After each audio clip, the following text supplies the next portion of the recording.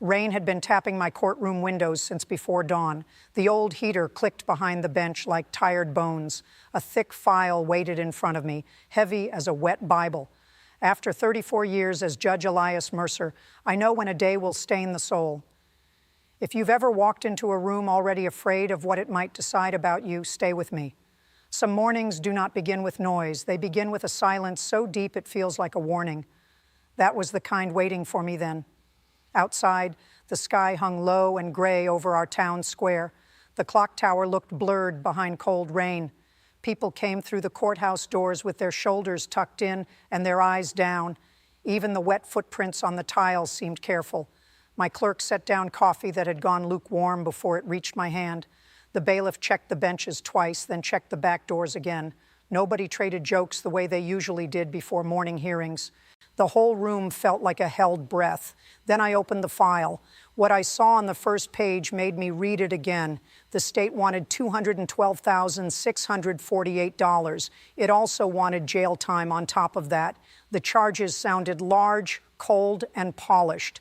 Unauthorized vehicle use. That means taking a company vehicle without permission. There was theft of medical supplies and property damage, too. But numbers can dress a story in the wrong clothes. Paper can make rescue look like theft if the wrong person fills in the blanks. I have learned to distrust any file that arrives too clean. Real suffering rarely comes to court ironed flat.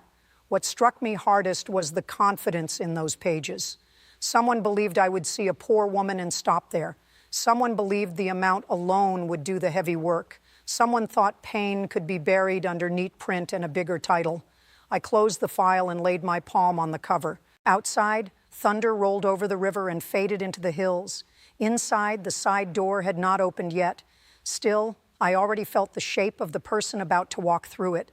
I had seen that shape before. It was the shape of someone the system had already judged before the hearing began.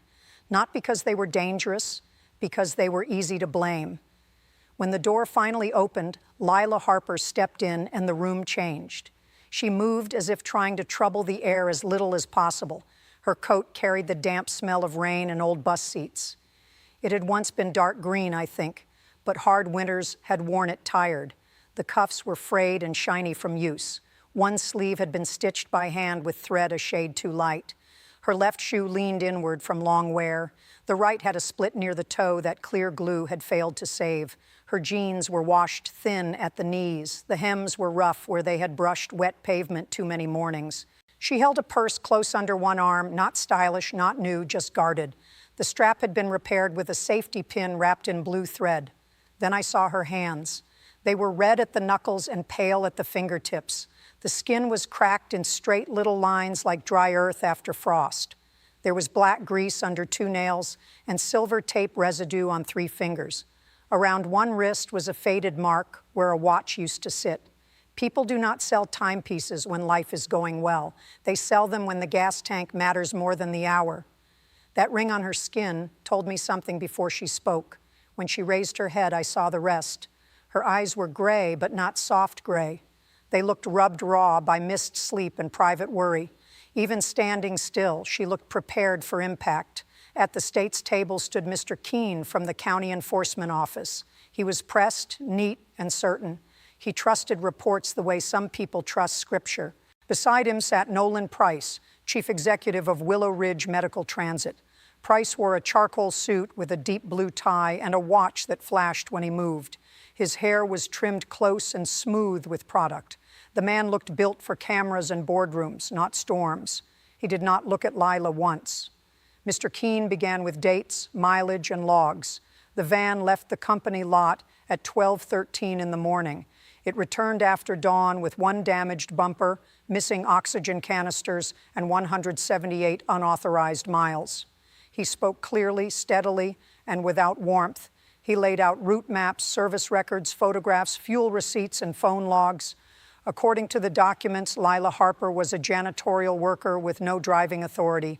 Her job was cleaning dispatch, not touching vehicles. On paper, the story looked airtight, but airtight stories often suffocate the truth. So I listened without interrupting. I have learned patience can reveal more than speed ever will. When Mr. Keene finished, I turned to Lila and asked her to step forward. She moved closer, but not all the way to the rail. People who have spent too long being blamed learn to keep escape distance. Her fingers tightened around the purse strap until the knuckles blanched. I asked the first question that did not fit the file. Why was there grease under her nails? Why were there tape marks on her fingers? Why did a cleaner look like somebody who spent nights fixing equipment with bare hands? She stared at her own hands as if she had forgotten they were visible. Then she answered in a voice rough from holding too much in. She said Willow Ridge cut the overnight drivers 3 months earlier. After that, the late calls still came, but almost nobody was paid to answer them. She cleaned the dispatch room and heard the phones ring until she could not ignore them anymore. At first, she just wrote down names for the morning crew. Then she started calming families on the line because nobody else picked up. Soon she was pushing wheelchairs to the curb and checking oxygen straps between mopping floors.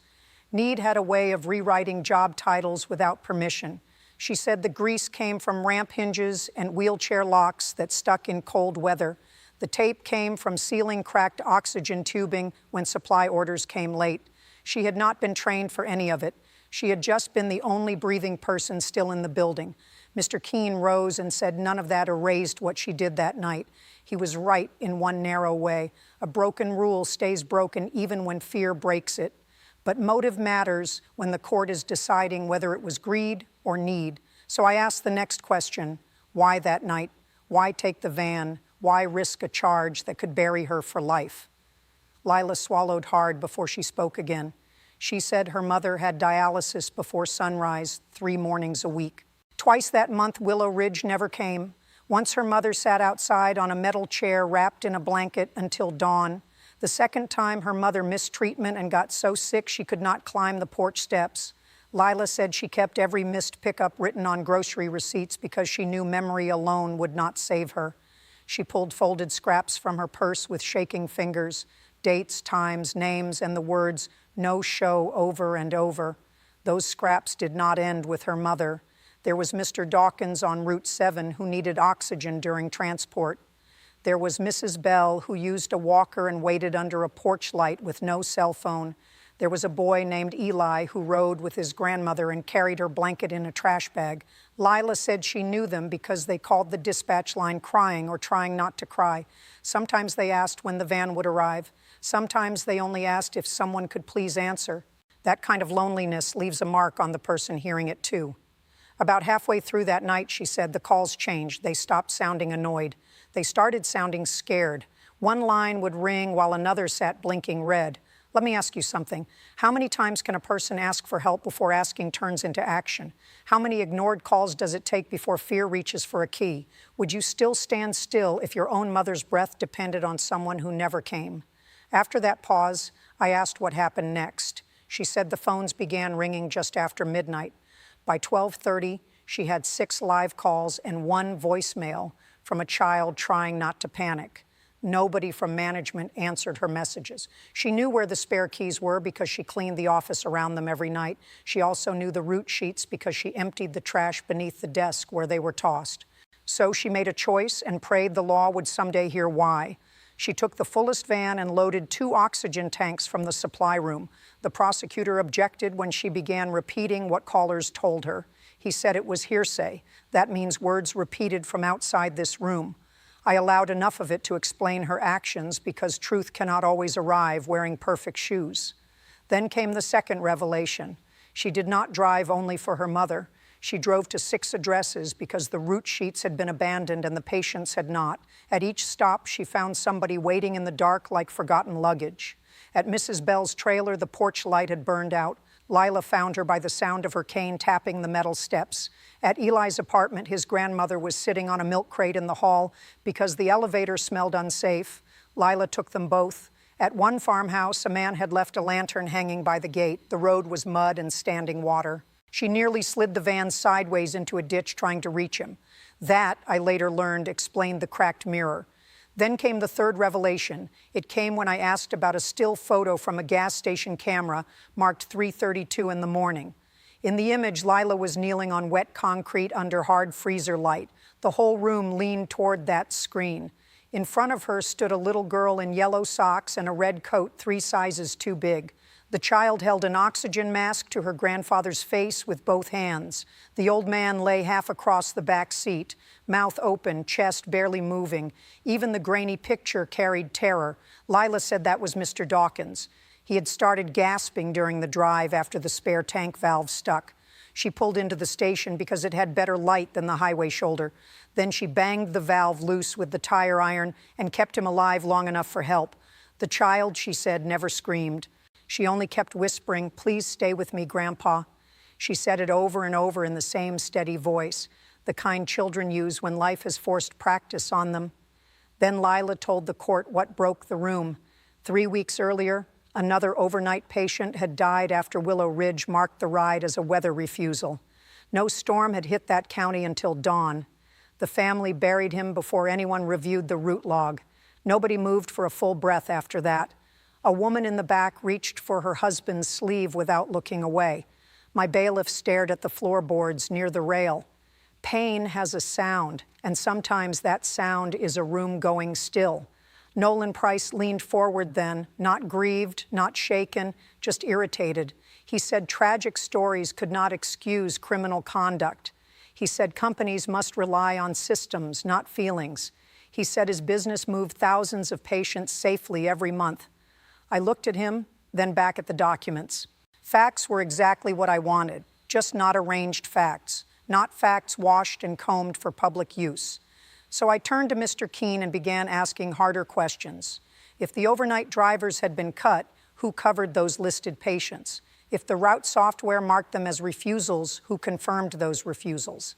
If the van's mileage was unauthorized, why did hospital arrival times match Lila's route almost stop for stop? Mr. Keene said the county relied on company certifications unless a complaint triggered review. He said the logs showed weather cancellations. He said no one had reason to doubt the software entries when they were submitted. He answered carefully, but uncertainty had entered the seams. I asked for the dispatch audio tied to the phone records. My clerk played it through old speakers that flatten every voice. Even so, panic came through sharp as broken glass.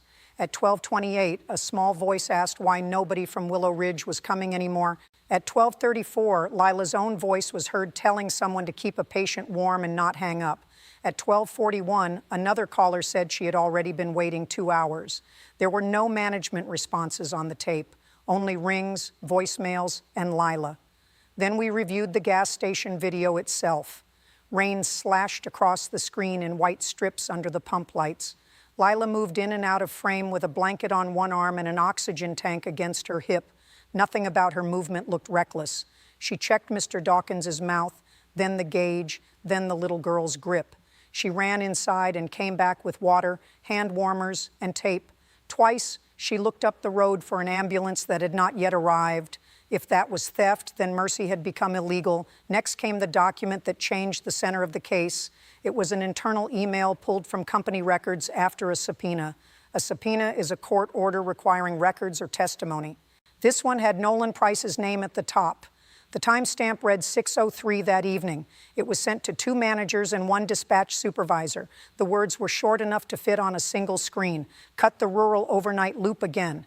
If they call, mark weather refusal and clear the board before morning. When my clerk read those words aloud, the air in that courtroom shifted. Mr. Keene blinked and looked toward Nolan Price before he caught himself. Lila did not look surprised.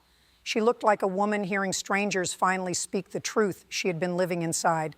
Nolan Price kept his face still for about 3 seconds. Then one finger began tapping the table beside his polished watch. Rich men like to believe stillness is control, but the body has a way of telling on them. If this is tightening your chest, stay with me. This is the part where a paper lie either wins or breaks.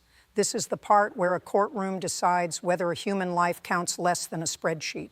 Too many people know how that usually goes. I asked Mr. Keene whether a patient could be logged as a refusal before a driver was even sent. He admitted that should never happen. I asked whether false weather entries would affect reimbursement and county oversight. He said yes. So I said what the room already knew. You cannot abandon sick people, then call rescue a crime.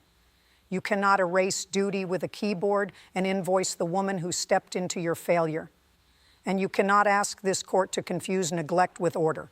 Mr. Keene made one final effort for the rules. He said, if everyone may take emergency action based on personal judgment, then structure falls apart.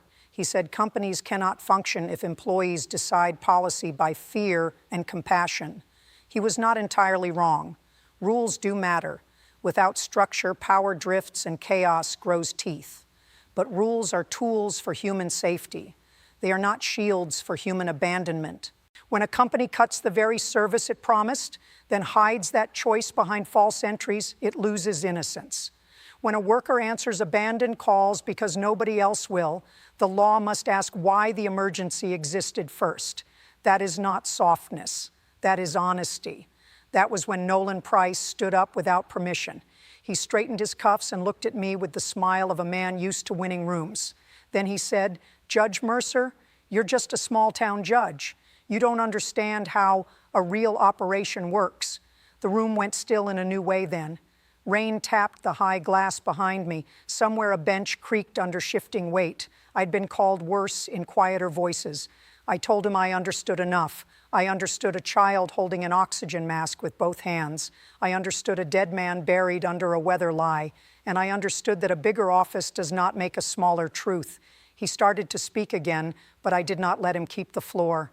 I said a costly suit does not turn neglect into leadership. I said distance from suffering is not expertise. He sat down because there was nothing left standing could help him with. Then I ordered the full record preserved. I directed copies of the email, audio, and route logs to the State Health Department and the Transport Board.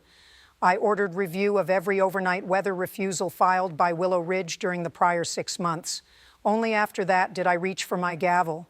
I have delivered thousands of rulings. Most are hard because law is hard. A few are hard because truth has been forced to crawl through mud to reach the bench. This was one of those. I looked at Lila first, then Mr. Keene, then Nolan Price, who would not meet my eyes now, and I began slowly, so every word had room to settle. I said the criminal charges against Lila Harper were dismissed in full. I said the state had not proved theft in the presence of a clear human emergency created by company failure. I said a woman answering abandoned patients is not the villain in this courtroom. Then I brought the gavel down once. The sound rang out and faded into the walls. Nobody moved. I continued. Willow Ridge would recover no money from Lila Harper in my court. Not for fuel, not for mileage, not for oxygen used to keep breathing people alive, not for damage sustained while reaching people the company had chosen to leave behind. I said the documents before me raised far deeper concerns about Willow Ridge than about the woman at the table. False reporting is not harmless paperwork. It is a danger when paperwork controls whether sick people live or wait alone in the dark. That finding would be forwarded for full review. I brought the gavel down a second time, softer this time. Maybe my hand knew what my heart knew. Maybe the whole room did. Lila did not burst into tears the way stories often fake relief. Her shoulders fell first, slow and heavy, like someone setting down a box after carrying it too far. Then her mouth pressed tight and trembled once at one corner. She put both hands flat on the table because standing suddenly looked difficult. Her right thumb began rubbing the wood grain back and forth, as if she needed proof that something solid still existed in front of her, as if mercy itself felt too fragile to trust at first touch. When she drew in her next breath, it sounded sharp enough to hurt, not because pain had returned, because relief can ache when fear has lived in the ribs too long. She shut her eyes for one heartbeat and opened them again. I asked her to look at me. When she did, I told her this court saw what she had carried, not every private grief, but enough to know the difference between greed and duty, enough to know the difference between theft and rescue, enough to say her name as a human being, not a problem. That mattered. Then I did something I do not often do from the bench. I asked my clerk for a blank page and had it passed to Lila. I told her to write down every patient still missing overnight transport, every name she knew. I said my clerk would place that list into the county emergency review before noon, not next month, not after a committee passed the blame around. That day. Lila looked at the page like no one had handed her anything of value in years. Her fingers touched the paper gently. Then she nodded once, the smallest nod, but one full of effort. I have seen stronger men show less courage with better chances. Before she could start writing, a voice came from the back row. Officer Miles Carter stood there in a rain-dark uniform, hat twisted in both hands. He looked uneasy the way honest men do when they interrupt solemn things. Then he said he had been first on the scene at the gas station. He said when he arrived, Lila already had Mr. Dawkins breathing again. She had the little girl wrapped in her own coat. She had written medication names on a napkin so nobody would miss a detail during transfer. Then he looked at Nolan Price and said, "She did your job that night. Nobody objected. Nobody could." Truth was standing in plain clothes with rain still drying on its shoulders. Some truths need only one sentence. If this reaches something tender in you, hold it close. The world turns cruel by inches. It also turns kind that way. One person, one choice, one moment when somebody refuses to look away. Court adjourned, but for a while nobody rushed toward the exit. People sat quietly the way they do after hearing something larger than a verdict. Lila wrote names on that blank page with slow care. Outside, the rain eased and a pale band of light opened over the square. 2 weeks later, a courtroom clip found its way online. It was not the full hearing, just enough to show the gas station image, the email, and Nolan Price calling me a small-town judge. By nightfall, our county courthouse was on screens far beyond our hills. The next morning, my chambers phone began ringing before 8.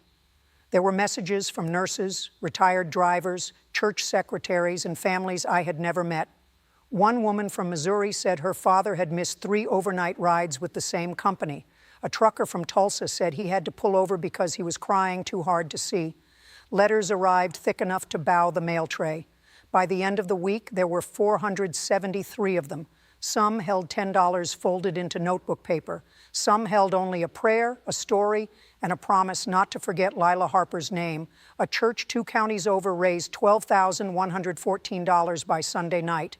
A diner owner dropped off an envelope with $457 and a note that read, "For gas and grace." 23 employers asked how to reach Lila. 91 people offered to volunteer if someone would organize late rides. Then the help became practical. A retired mechanic offered to rebuild a used shuttle van for free. A hospital social worker donated root software from a closed pilot program. 3 women who had never met Lila paid 6 months of her mother's treatment costs. High school students held a car wash and raised $1,309 in one windy Saturday. A tire shop owner offered free maintenance for any community transport vans serving dialysis patients. A radio station collected blankets, gas cards, and child booster seats. What people can do once they finally see is a mighty thing. County commissioners, who had looked sleepy through years of budget talks, suddenly remembered how fast a pen can move. An emergency transport contract was approved in 6 days. Temporary overnight routes were restored before the month ended. That kind of speed would have sounded like fantasy the week before. As for Willow Ridge, the board placed Nolan Price on leave within 11 days. The state opened a full review into false weather refusals, billing records, and overnight coverage gaps. I took no pleasure from that. Consequences are not revenge when they protect the next family. Some evenings, after the courthouse emptied, I sat with a handful of letters and read them alone. One came from the little girl in yellow socks. Her name was Ava Dawkins. She wrote that her grandpa kept the hand warmer wrapper from that night tucked inside his Bible. She also wrote that she was learning to check oxygen valves now because she never wanted that helpless feeling again. That line stayed with me a long time. Children should not have to study survival before multiplication tables feel safe, and yet too many do. 6 months later, Lila Harper came back through my courtroom door. This time it was a bright morning after a clear night. Sunlight reached all the way across the floorboards and warmed the benches. For one honest second, I did not know her. She wore a navy coat that fit her shoulders cleanly. Her shoes were black leather, plain, polished, and whole. No split toe, no bent heel giving way under old weight. Her jeans were dark and sturdy, not threadbare at the knees. Her hair, once pulled back in a tired knot, fell neatly at her collar. The hollows under her eyes had softened. She looked like the same woman returned to herself inch by inch. Her hands were still working hands. The skin was still rough in the places life had earned, but the cracks were healed. The tape marks were gone. There was no grease under her nails now. Instead, there was a silver ring on one finger and a clean line where a new watch rested at her wrist. Time had come back to her, not all of it, enough to show. Most of all, her posture had changed. The old brace of fear was gone from her shoulders. She stood upright, not proud exactly, but unhidden, like a person no longer apologizing for taking up space in a room. She had brought her mother with her. Mrs. Harper wore a lavender scarf and carried a paper cup of tea in both hands. The last time I had heard of her, she was a missed pickup on a rain-black morning. Now she smiled at my clerk and asked if the front bench was too close to the vent. Lila also carried a ring of van keys and a folded route sheet with a blue logo across the top, Knightbridge. That was the name the volunteers had chosen for the new service. She told me they had completed 1,218 rides without missing a single patient. They now had 3 vans, 14 steady drivers, and a backup list even for storm nights. A local nurse coordinated dialysis schedules. 2 churches rotated meal bags for riders headed to long treatments. The mechanic who rebuilt the first van still checked every brake line himself. Then I stepped into the hall and locked the door behind me. The courthouse settled in tonight, old and watchful. I have served the law for more than 30 years, but on nights like that, I remember who the law is really for the ones still waiting in the cold, for the ones whose names were marked wrong by careless power, for the ones who do the right thing before anyone promises it will be safe, for the ones who need one room, one voice, one chance. That is everything.